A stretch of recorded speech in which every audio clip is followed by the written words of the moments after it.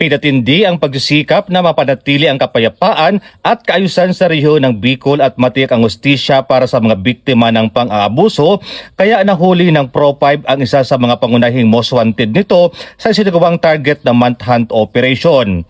Ang mga operatiba mula sa Goa Municipal Police Station ng Camarines Sur Police Provincial Office sa pagkipaugnayan ng Regional Intelligence Unit 5 Provincial Intelligence Team Camarines Sur ay nagsagawa ng manhunt Charlie na nagresulta sa pagkakaaresto ng Rank 5 Regional Most Wanted Person ng Pro5. Ang sospek na nakilala lamang sa alias na Joe ay inaresto sa Barangay Cagaykay, Goa, Camarines Sur sa bisa ng umiiral na mga warrant of arrest.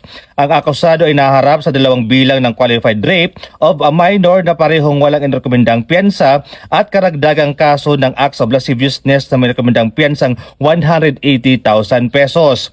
Matapos ang kanyang pagkakaaresto, ipinalam sa sospek ang dahilan ng kanyang pagkakadakip at ang kanyang mga karapatang konstitusyonal.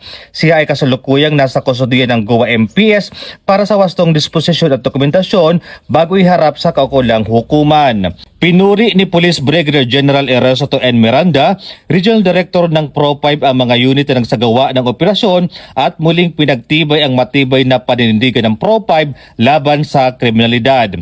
Hinihikayat ng Pro5 ang publiko na manatiling mapagbatsyag at patuloy na makipagtulungan sa mga otoridad sa pamamagitan ng pagbibigay ng mga napapanahon at tumpak na impormasyon na makakatulong sa pag-aresto ng mga wanted na individual.